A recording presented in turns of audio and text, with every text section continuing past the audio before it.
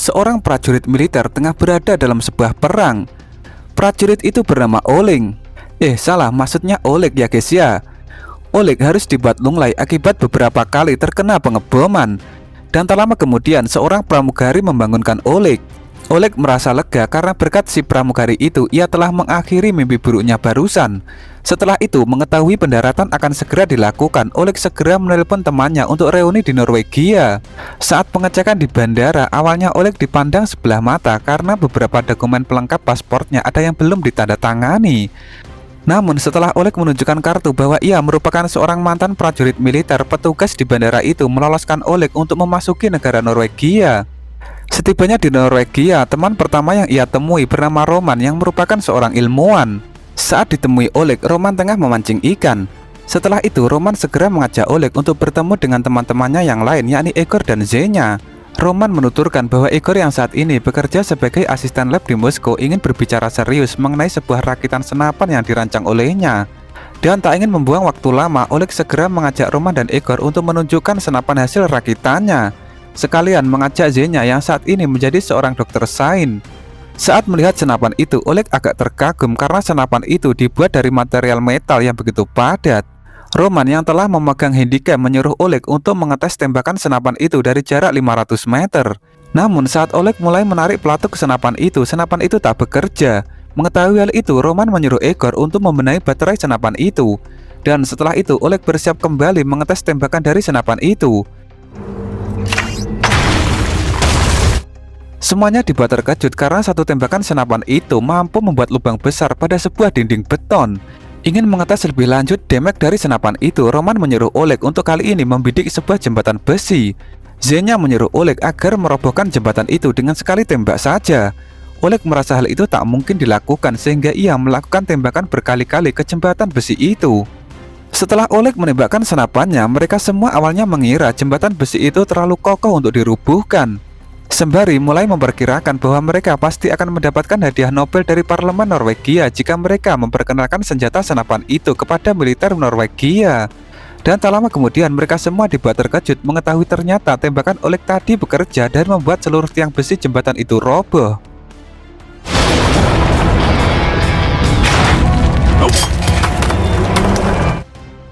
Oleg dan yang lain yang mendekati jembatan besi itu pun tentu langsung segera berlari menjauh.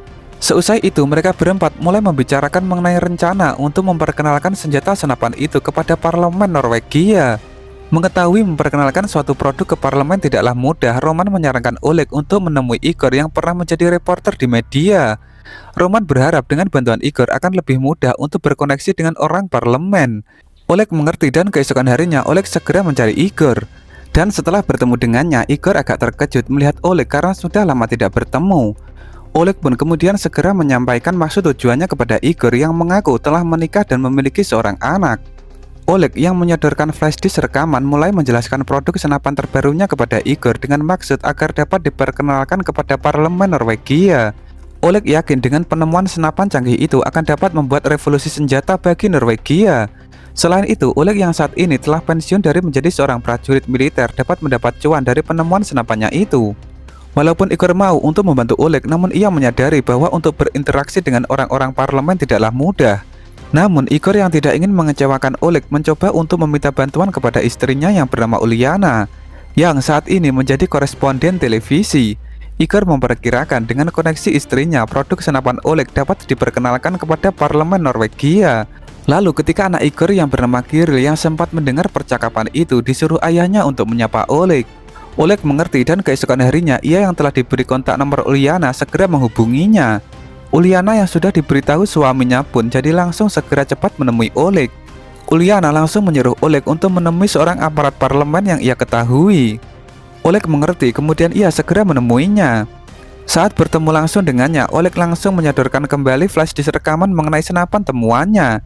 Anggota aparat yang melihat rekaman itu tentu langsung tertarik dan menyuruh Oleg agar datang ke kantor parlemen untuk mendiskusikan mengenai demonstrasi senjata itu. Walau sayangnya aparat itu agak merasa janggal mengetahui Oleg datang atas rekomendasi Uliana. Dan keesokan harinya Oleg pun segera dipanggil untuk datang ke kantor parlemen.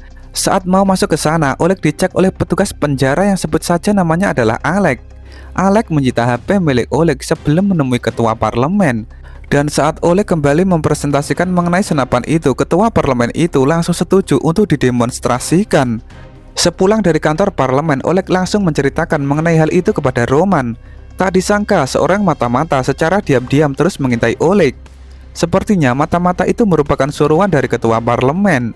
Dan keesokan harinya Oleg pun mulai mendemonstrasikan senapan itu. Ketua parlemen meminta Oleg untuk mencoba membidik target tank dalam jarak 850 meter. Walau Oleg belum pernah mencoba menembak dalam jarak sejauh itu, ia tak masalah untuk melakukannya. Что всё?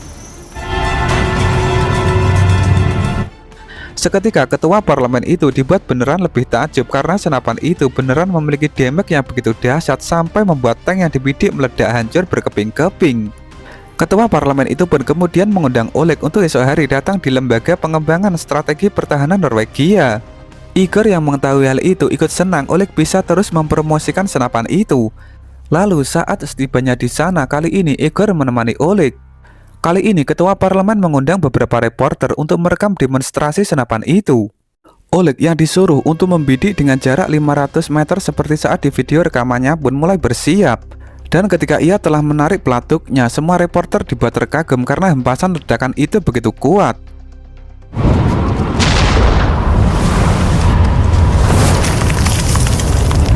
Ketua parlemen pun jadi lebih ingin serius melakukan penelitian lebih dalam mengenai senjata senapan itu. Igor pun langsung meminta sejumlah dana untuk penelitian itu. Saat ketua parlemen menerima permintaan itu, tiba-tiba ada pihak lain yang menyerang.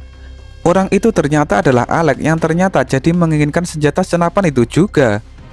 Oleg jadi geram dan lalu segera membalas tembakannya. Oleg langsung terus menembak sampai membabat habis banyak pohon. Seorang bodyguard ketua parlemen segera menyuruh Oleg untuk berhenti karena ia yakin Alek pasti telah mati. Sesudah demonstrasi itu, seorang asisten ketua parlemen yang lain memperingatkan kembali untuk mempertimbangkan penawaran Oleg dan kawan-kawan.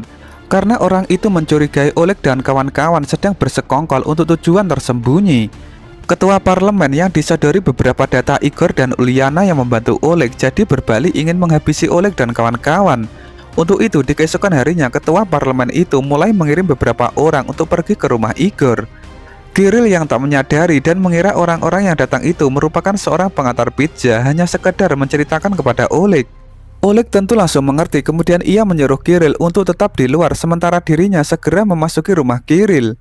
Saat salah seorang pengantar pizza masuk ke rumah, Oleg langsung mendekapnya kemudian mengambil pistolnya untuk menembak rekannya yang lain. Dan setelah tiba di kamar, betapa terkejutnya Igor melihat Igor dan Uliana yang telah berbaring di bak mandi. Igor sudah tak dapat diselamatkan sementara Uliana masih bisa ditolong Oleg setelah ia memberikan beberapa nafas buatan. Sementara Kirill yang sedari tadi di luar mendengar suara pistol tentu jadi langsung bergegas masuk ke rumahnya. Oleg tak bisa menjelaskan banyak dan segera menyuruh Kirill untuk lekas membawakan pakaian ganti untuk ibunya itu. Setelah itu Oleg mengajak Kirill dan Uliana untuk setelah ini pergi ke tempat asing untuk berjaga-jaga jika mereka kembali diincar. Uliana mengajak untuk kembali pulang ke rumah ibunya saja karena ia yakin rumah ibunya yang terpencil akan sulit untuk ditemukan. Oleg mengerti, namun sebelum itu ia ingin memberitahu Igor terlebih dahulu mengenai kematian Igor barusan. Saat telah bertemu dengannya, Oleg langsung menyuruh Igor agar cepat pergi meninggalkan kota. Dan setelah itu barulah Oleg mengajak Uliana dan Kirill pergi meninggalkan kota dengan mengendarai mobil. Namun saat akan keluar melewati jalan tol, ia mendapat interogasi polisi lalu lintas. Uliana dan Kirill yang telah bermake up pucat segera berpura-pura sakit sehingga ia meminta keringanan untuk membiarkan dirinya segera lewat. Dan polisi itu pun akhirnya meloloskan untuk segera lewat. Dan tak lama kemudian mereka bertiga telah sampai di kediaman ibu Uliana. Oleg menyuruh Uliana dan Kirill untuk menetap di sana dulu sementara dirinya akan mencoba membalaskan dendam kematian Igor. Oleg pun kemudian segera berlari kembali ke kota dengan ikut numpang pada sebuah truk yang tengah lewat. Namun tanpa sepengetahuan Oleg, Uliana dan Kirill diam-diam menyusul Oleg dan ingin membantu dari belakang. Dan setelah kembali ke kota, Oleg segera menghubungi Roman untuk diajak balas dendam kepada parlemen atas kematian Igor. Roman pun mengerti, kemudian ia dan Oleg yang telah berada di atas sebuah gedung mulai merakit alat fake GPS. Setelah itu Oleg menelpon ketua parlemen untuk memintanya segera keluar dari kantornya. Oleg menggertak bahwa ia ingin memberikan pelajaran atas pembunuhan Igor. Namun salah seorang asisten ketua parlemen itu telah berhasil membongkar keberadaan Oleg saat ini yang tidak jauh dari kantor parlemen. Mengetahui hal itu, ketua parlemen itu segera menyuruh asistennya itu untuk lekas mencari Oleg. Rencana Oleg memancing ketua parlemen agar keluar dari kantornya untuk ia tembak dari jarak jauh jadi gagal. Namun Roman menuturkan bahwa asisten ketua parlemen itu sebenarnya tidak secara presisi mengetahui keberadaannya. Dan alhasil asisten ketua parlemen beserta rekannya malah masuk ke sebuah gedung yang salah dan malah digerebek oleh pihak lain. Tak ingin berhenti berusaha, Oleg mencoba mencari informasi di daerah sekitar kantor parlemen. Namun sesaat kemudian ia dikejutkan dengan panggilan telepon dari para bandit. Ia memberitahukan bahwa mereka telah menculik Uliana dan Kirill. Para bandit itu meminta tebusan dengan senapan milik Oleg. Oleg pun terpaksa menurutinya asalkan para bandit itu tidak mencelakai Uliana dan Kirill. Setelah menutup telepon, Oleg meminta bantuan Igor agar mengirimkannya senapan mainan lewat paket saja. Oleg berencana akan mengelabui para bandit saat bertemu. Dan setelah Oleg mendapat paket dari Igor, ia segera pergi menemui para bandit itu. Namun saat dalam perjalanan, Oleg dihentikan oleh Igor yang tengah menyambar menjadi badut. Igor memberitahu kabar duka bahwa Roman juga telah mati pada waktu malam kemarin akibat ditabrak sebuah truk. Igor tak bisa memastikan bahwa pelakunya merupakan suruhan dari ketua parlemen atau bukan. Namun Igor hanya bisa memberikan chip senapan yang dibawa Roman kepada Oleg. Dan setelah itu Oleg mendapat telepon dari para bandit untuk lekas bertemu. Oleg pun tentu segera menemuinya dengan memperingatkan para bandit itu untuk tak macam-macam. Dan setelah para bandit itu mengeluarkan pistol dari tubuhnya, Oleg meminta kepada mereka untuk memperlihatkan Uliana dan juga Kirill. Dan setelah diperlihatkan, Oleg segera memanggil seorang wanita kurir untuk menyerahkan paket kotak bunga gladiolus kepada para bandit itu. Oleg memberitahu bahwa di balik bunga gladiolus itu terdapat senapannya. Para bandit itu mengerti kemudian memberikan uang tip kepada wanita kurir itu untuk lekas pergi. Para bandit itu kemudian segera menyerahkan Uliana dan juga Kirill. Namun sebelum itu mereka meminta file master dokumentasi dari senapan itu. Oleg pun tentu segera menyerahkannya. Dan setelah itu barulah mereka segera melepaskan Uliana dan juga Kirill. Dan setelah bebas, Oleg menyuruh Uliana dan Kirill untuk tetap di mobil dulu. Sementara dirinya ingin menghabisi para bandit tadi. Oleg yang ternyata memisahkan chip senapannya segera menancapkan chip itu ke senapan mainan yang dikirim Igor kemarin. Dan setelah itu ia segera pergi ke gedung tinggi dan melacak para bandit tadi menggunakan skop komputer. Ternyata saat memberikan senapan kepada para bandit tadi, Oleg menyisipkan chip GPS sehingga kini Oleg dapat mengetahui posisi para bandit tadi. Dan setelah itu Oleg segera menembak mereka. Пойдем-ка к машине. Мама с братом уже заждались.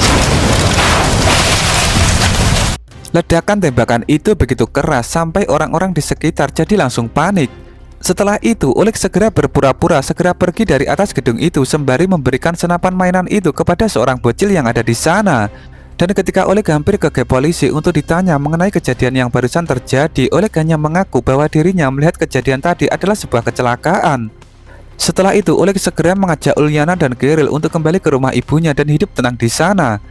Namun saat berada di perempatan jalan besar, Oleg bertemu kembali dengan Alek yang ternyata masih hidup. Saat pertemuan itu, Oleg hanya memberikan sebuah kertas kecil kepada Oleg yang sepertinya berisi nomor HP-nya. Tampaknya Alek telah mengetahui kejadian barusan dan ingin mengajak beraliansi dengan Oleg.